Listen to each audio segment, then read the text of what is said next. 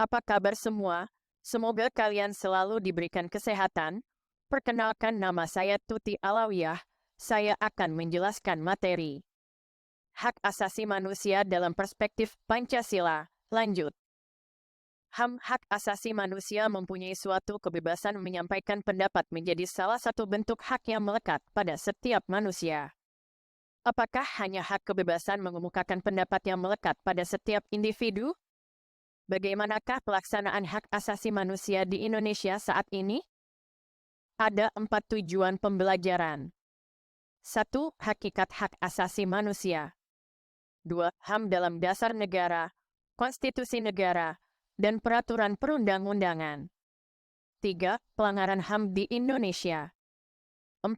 Upaya penegakan HAM dalam perspektif Pancasila. Adanya Pasal 1 UU Nomor 39 Tahun 1999 tentang Hak Asasi Manusia. HAM merupakan seperangkat hak yang melekat pada hakikat dan keberadaan manusia sebagai makhluk Tuhan yang Maha Esa dan anugerahnya yang wajib dihormati, dijunjung tinggi, dan dilindungi oleh negara, hukum pemerintah, dan setiap orang demi kehormatan serta perlindungan harkat dan martabat manusia. Ada juga sifat-sifat dan unsur-unsur HAM terbagi menjadi 2.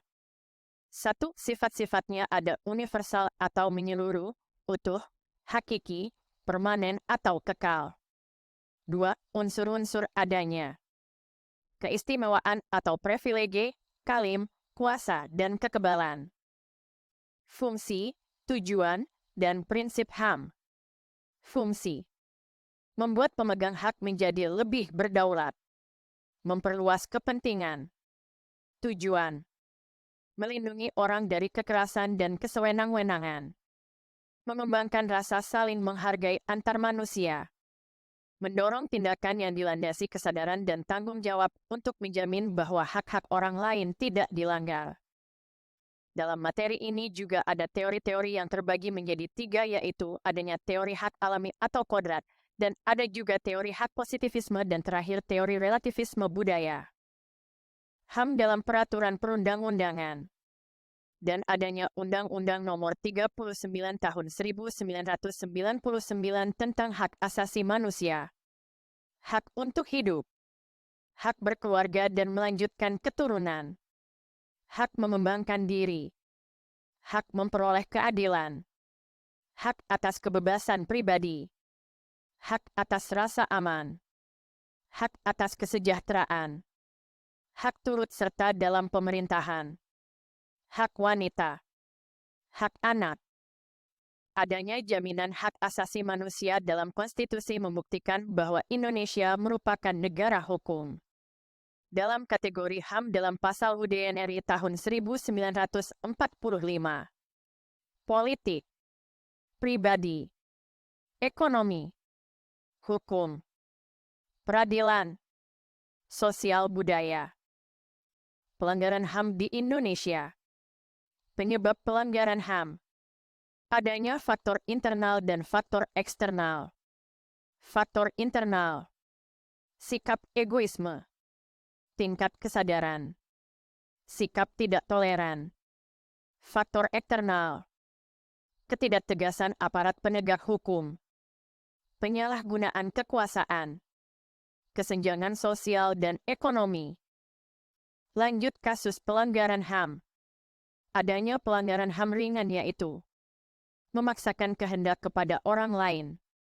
Meminta orang lain sependapat dengan dirinya. Melarang orang lain beribadah. Melarang seseorang mendapatkan informasi atau pengajaran. Melarang orang lain berpendapat. Setiap orang harus mampu menyeimbangkan antara hak dan kewajiban. Menurut Philippus M. Hujon, keseimbangan hak dan kewajiban merupakan elemen penting negara hukum. Dan adanya akibat pelanggaran HAM. Menciptakan diskriminasi dan ketidakadilan. Adanya rasa dendam dan kebencian antar sesama. Merendahkan harkat, derajat, dan martabat kemanusiaan. Menciptakan kekerasan dan konflik antar sesama. Menimbulkan penderitaan serta tersiksa lahir dan batin pada diri korban. Upaya penegakan HAM dalam perspektif Pancasila yaitu Pancasila sebagai dasar negara memiliki beberapa kedudukan, salah satunya sebagai sumber dari segala sumber hukum. Artinya, setiap peraturan perundang-undangan di Indonesia harus mengacu pada Pancasila dan tidak menyimpang dari ketentuan serta asas-asas yang terkandung di dalamnya. Bentuk upaya penegakan HAM, yaitu adanya beberapa upaya preventif yaitu membuat peraturan perundang-undangan HAM, membentuk lembaga pemantau dan pengawas pelaksanaan HAM, melakukan sosialisasi HAM kepada masyarakat, memasukkan materi tentang HAM dalam mata pelajaran PPKN. Itu saja yang dapat saya paparkan mengenai materi hak asasi manusia dalam perspektif Pancasila. Kurang lebihnya saya mohon maaf. Terima kasih atas perhatiannya.